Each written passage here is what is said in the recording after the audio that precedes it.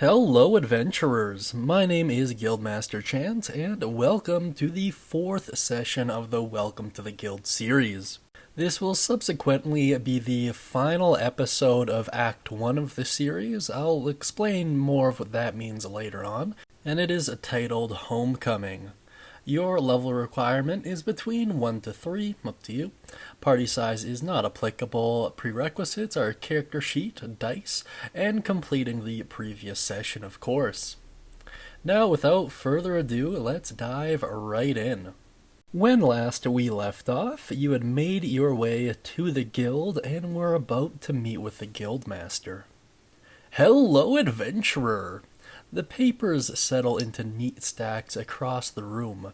Amidst the madness, you can make out a humanoid sitting behind a large desk. He is leaned back with his feet up, book in hand. As your eyes adjust to the light, you can see he is wearing an oversized hat and robes, purple and gold in color. Ah yes, welcome to the guild. He doesn't seem very convincing. We are in desperate need of someone such as yourself. I am Guildmaster Chance. Blah, blah, blah. He yawns. So, what do you say? He looks up from his book and faces you. Then his eyes fill with shock. His chair tips backwards, causing him to hit the ground. He stands, rubbing his hip, and places the chair back. Well, a hero-blooded. He walks towards you.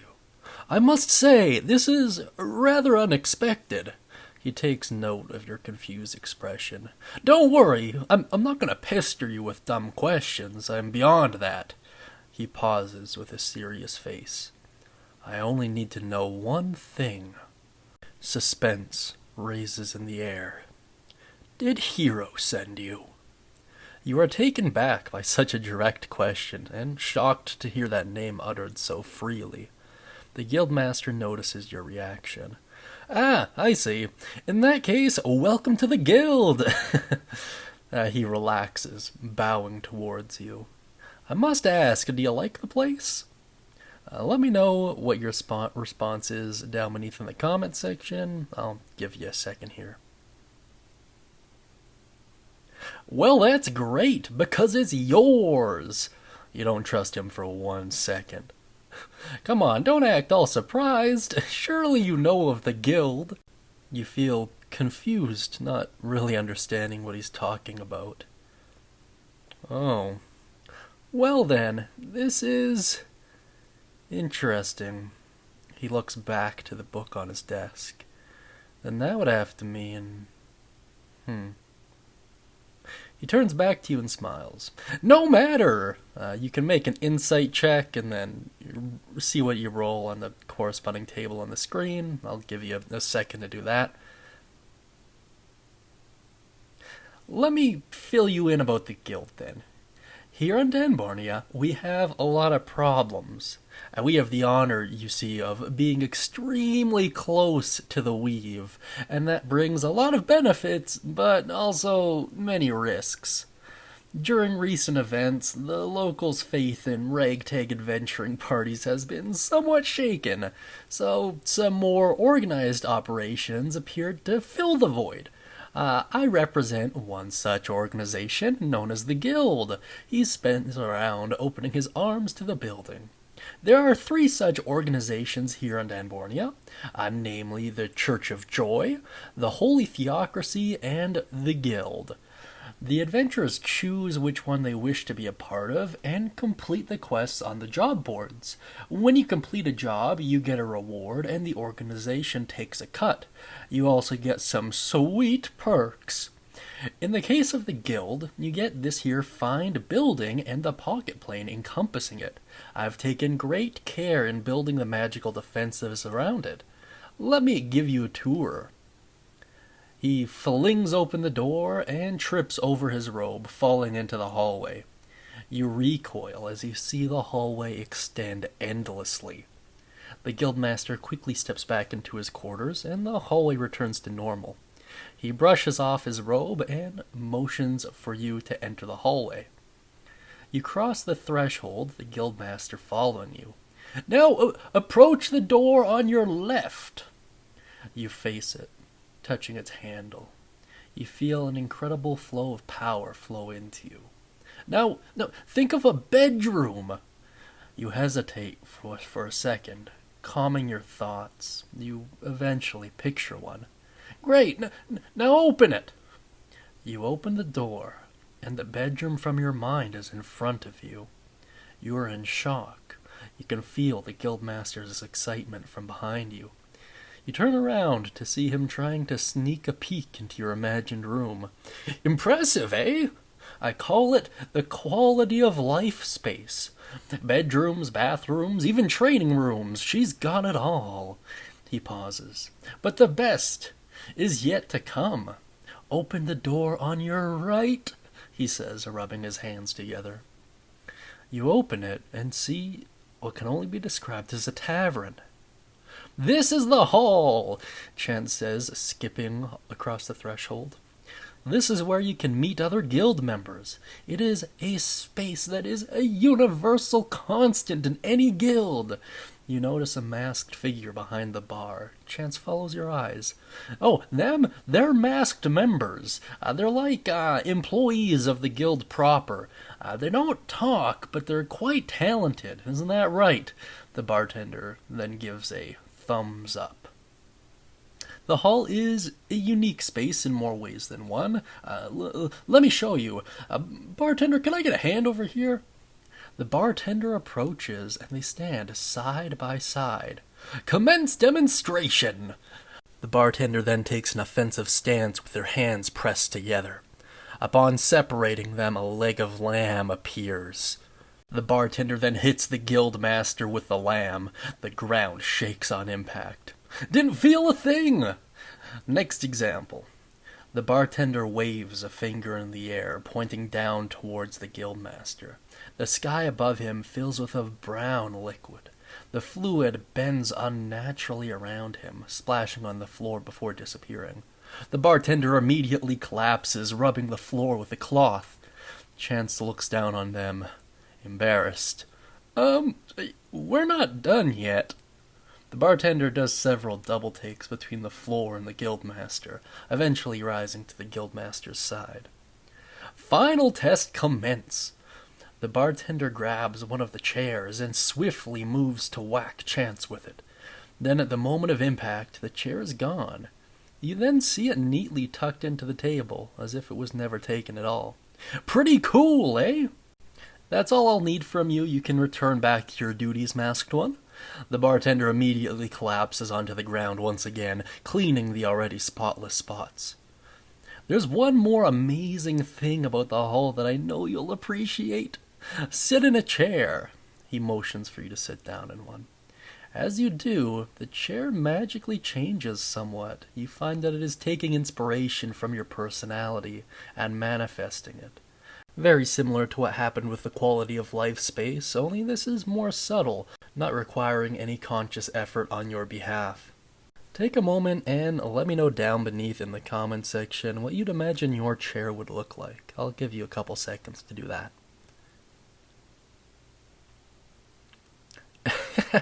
There's many cool things about the hall that will be revealed with time, but the most interesting thing here will always be the other adventurers. From demonic royalty to adventurers from another world, we have everything. The guildmaster then does a grand bow towards the bartender and leaves. The bartender waves to you as you go. Looking down the hall, you can see 1 to 3 other doors based off of your character level. These doors are reserved for your other guild members. They will help prepare you and provide you with certain advantages that you might not ordinarily have access to. Currently, however, you are yet to invite anyone. Trying to open the doors, you realize they are locked. The guildmaster crosses back towards his quarters, almost tripping again as he enters. Now, time for some paperwork. He sits down and invites you to do the same. I, representing the guild proper, give you ownership over these facilities with the aim of furthering your path as an adventurer. All you need to do is present me with your guild's insignia. Feel free to take as long as you wish, as it will act as verification to help you accept quests and use various other features of the guild. Don't even bother worrying about forgeries either. The magics of the guild will prevent any such actions. It's quite smart. Also, feel free to talk about yourself while you draw it out. Of course, I will need to record for the guild registry, but don't pay that no mind whatsoever. I just want to know more about you, and I've been told, of course, that it helps to talk aloud as you draw these things, as it makes them more meaningful. Yeah. Feel free to take a moment here and share a little bit about your adventure for the YouTube side, as much as you want, or nothing at all. Completely up to you. However, if you're planning on using Discord, you'll probably have to reintroduce yourself there, so just copy and paste it over if you prefer to do it that way. In any case, I'll give you a couple seconds, and you'll want to draw out your guild symbol as well, so take as long as you need for that.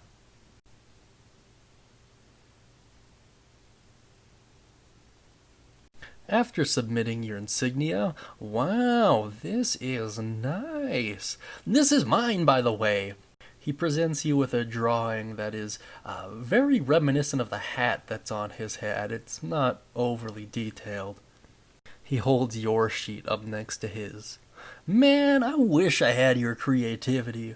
Anyway, let's complete the transfer work. He reaches out his hand. After taking it, you feel as though you are being overwhelmed with magic. You can feel it forcing its way inside of you, etching itself into your bones. When you regain your thoughts, you can see the insignia tattooed on the back of your hand. Now we need to test your strength. This is how we'll determine what tasks you're able to do for the guild. He reaches into his robe and pulls out a pen. After he clicks it, a wooden doll appears in the room. It is a medium-sized humanoid. We sponsored a talented wizard to make these for us. Isn't it a cool little guy? It's a testing unit. Here, let me show you. He runs around the desk and pushes you up in front of it. Now hit it! You wind up, and the wooden puppet does the same. You punch it, and it punches you. You cast a spell, and it does the same. The guild magics are healing you as you take damage. Chance cheers you on with each strike. After several minutes, the puppet stops. A layer of wood slips off his paper. The paper floats to Chance. He goes back to his desk, reviewing the sheet. Well, this confirms it. You're indeed a hero-blooded. He slides the sheet over to you. On it, you see your name, several key details about you, including what you're good at, things of that nature. You also see a score for your attributes that seem to be rated on a scale from 1 to 20. I take it you have some questions for me. Feel free to ask them as you see fit. I have a couple kind of questions pre-prepared.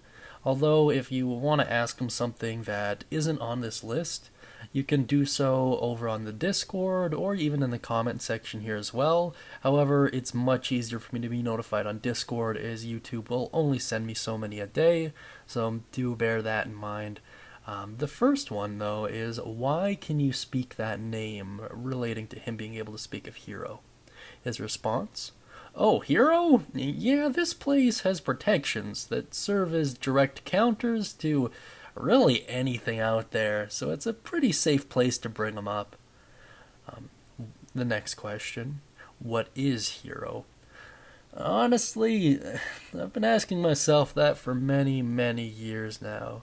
I've never met him, although I've encountered many who call themselves his children. I've also dealt with his pet imp a long time ago. He tried to get me to help free him, although my experiments were a little bit too hard for him. Honestly, I don't think he ever really got over it. As far as Hero himself is concerned, I do have a small piece of information and some advice. Beings, as far as I'm able to tell, typically have 3 names that they use. If I had to rank them in terms of power, it would be their true name, given name, and then their title. A true name relates to a person's soul, The given name is what you are given at birth, and a title reflects your status. In my case, I can't really disclose my true name, but my given name is Chance, and my title is Guildmaster. I believe that hero refers to a title, but I'm yet to really confirm that. Given his distinct lack of characteristics, it's really impossible to know what to even start to look for. What does hero-blooded mean? It means that you've inherited some of Hero's presumed strength. This is actually something I'm uniquely qualified to speak on. You see, this world is far more orderly than you might believe. Perhaps I should actually give you a demonstration first. He clicks his pen, causing a stack of papers to appear on his desk. He hands you one. It is similar to the sheet that you got from the doll. Looking at its leftmost column, you see all the boxes contained in number 10. Looking back at yours, you see various numbers, most of which far exceed 10. You're not too sure what to make of these sheets. The guildmaster leans back in his chair. You see, we've tested hundreds of commoners from many regions, exactly as you were tested, and all of them had the exact same scores. Your hands start to shake. You'd always felt you were different, but seeing proof in your hands, you didn't realize it was so vast.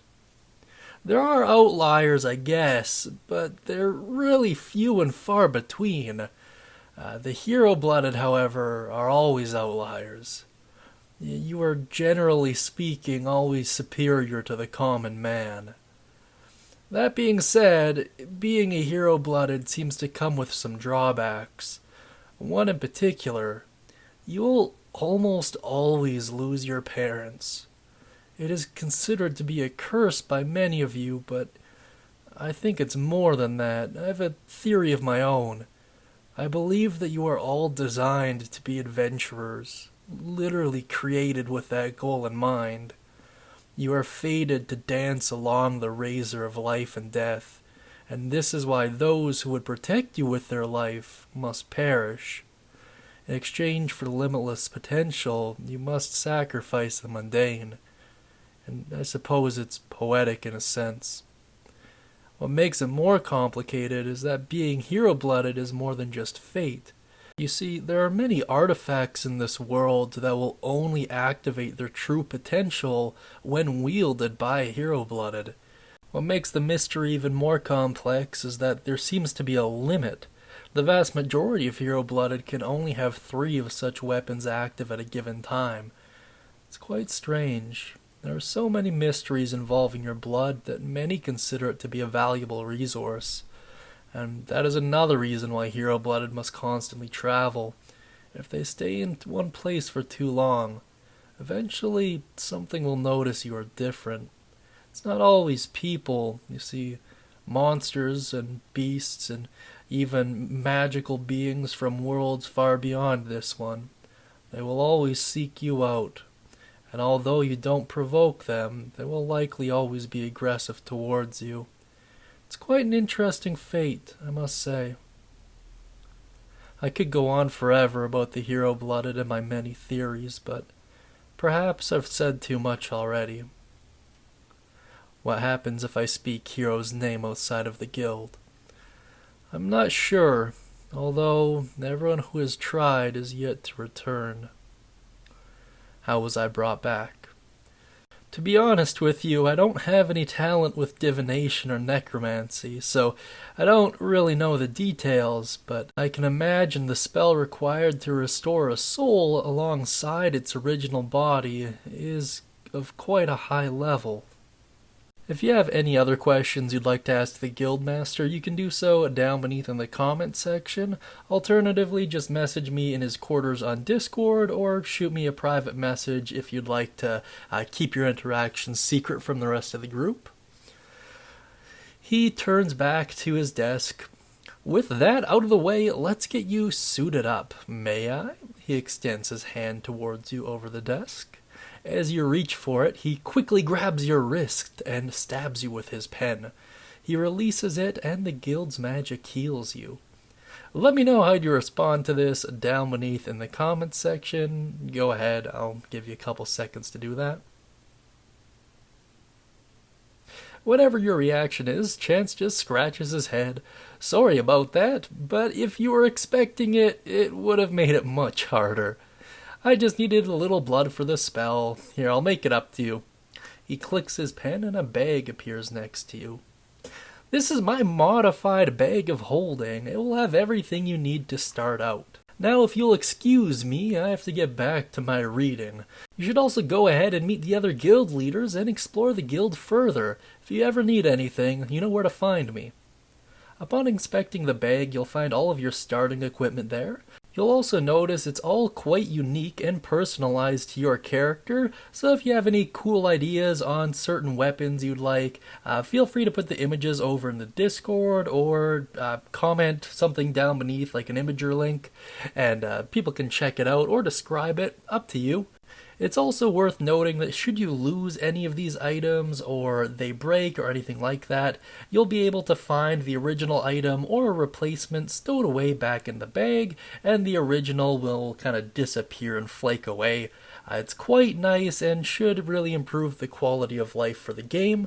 As a side note, there will be ways to upgrade and modify the weapons later on, so it really shouldn't be too much of a big deal, and you can sub them out for whatever weapons you may or may not have access to. If you have any cool ideas for weapons as well, just shoot me a personal message through Discord, and I'll weigh the options and make it a little bit balanced if it's not already. As far as the guild itself is concerned, yours occupies a separate pocket dimension towards everyone else, and the hall serves as kind of an overlap point. You can invite adventurers to your specific guild, and you may want to do that to have private conversations, or maybe some interesting reactions with certain NPCs that one person doesn't have access to. There's really a lot of ways you could go about it, but the overall layout will always essentially be the same. Walking out from the guildmaster's quarters, the door on your left will be for all of your quality of life needs, bedroom, bathroom, weight room, training area, whatever you need. And then to the right you'll have the hall.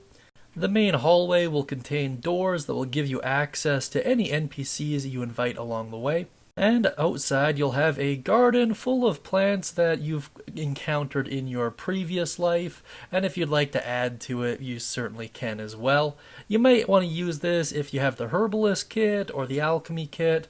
Both of those would synergize quite well with the garden. However, in terms of general usage, you can just use it for foodstuffs for your journey, or maybe to help you barter with, or maybe even use them to calm savage beasts. The potential is really limitless there. It also stands to reason that as you become more powerful and as you level up, the guild itself will change to reflect your personality and maybe your heritage as well. So keep an open mind to all that as you decide to carry on, and be sure to keep the Discord community up to date as well as to any advances on your guild that you feel like are worth talking about. If you have any questions about the guild proper, or anything like that, I will have a separate playlist for all of the things you can do with the guild hall. These include the registry, the quest board, things of that nature, so just keep an eye out for those videos. I'll make sure the playlist is linked in that little eye icon over there, and in the end card screen as well. They'll likely serve as guides, and the reason they're in a playlist is because I fully intend on adding more as the series progresses, and I feel like that's the easiest way to keep everyone as up to date as possible. And this should be about it for this episode as far as the RP stuff is concerned. Now let's move on to some general housekeeping, and I'll tell you about the overall layout for this series. So this session is, technically speaking, the end of the first arc or act. There will be 5 acts in total. They'll be spaced out between every 5 levels. So this will technically be the level 0 act. Act 2 will start at level 5, 3 at level 10, 4 at level 15, and Act 5 will cap out at level 20. So this will be a full campaign from essentially level 0 all the way up to level 20. So if you really want to test out your characters, this is pretty much the perfect environment to do it. Between each act, there'll be a series of quests you do to level up and get to an appropriate level for the next one. Each act break should contain between 20 to 30 quests you can do, and each of them will contain various rewards that you'll be able to put towards customizing your guild as well as your character. You'll also be able to hire out other adventurers of note using the guild registry to do so. Alternatively, there's nothing to really stop you from communicating with the other adventurers in the Discord and running quests with them. I will be putting up dedicated channels towards that. I just have to finish out the details and make sure that they're interactive enough to kind of keep everyone engaged. And yeah, so I'm working on all that in the background. Hopefully I'll be able to polish up my system before the third quest comes out, assuming everything goes according to plan. I don't know, it looks pretty hopeful so far. I just want to run it past a couple other creators and get their thoughts.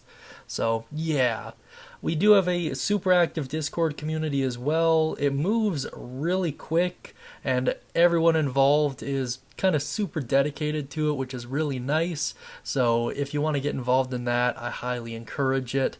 And if you ever feel like you're being left behind or anything like that, all of them are more than adequate to get you caught up to speed, and push comes to shove, just shoot me a message and I'll get you caught up with everything that goes on. I do read all of them, although whether or not I'm in a fully conscious state when I read all of them is kind of up in the air. I have a nasty habit of staying up a hell of a lot longer than I'm supposed to, so yeah, do bear that in mind. If you want to be so kind as to subscribe and like this video, you'll get 5 hero or villain points, your choice. They will become far more useful later on. You'll figure that out as you start to do quests, so they're relatively valuable, but it doesn't mean you should covet them. They're meant to be spent. As soon as you acquire 100, you level up. You can still spend them, and it won't affect your level up process at all. All that matters is that you're acquiring them. That's literally it. If you have any questions about that, let me know in the comment section or reach out to me on Discord. Either way, makes no difference. Now let's move on to some adventurers of note. For the hero-blooded patrons, we have Tristan, also known as Nyx, and we have Rev Sinner, also known as Wesley Roberts. And for the adventure tier patron, we have AJ Vavance, also known as Kurt Savikis. You can feel free to reach out to all of them in the Discord community. They're all quite active, which is certainly nice. And if you'd like to become a patron and help support the channel and gain some renown of your own, feel free to check out our Patreon to figure out exactly how to do that. That being said, I hope you all have a wonderful day, and as always, happy adventuring.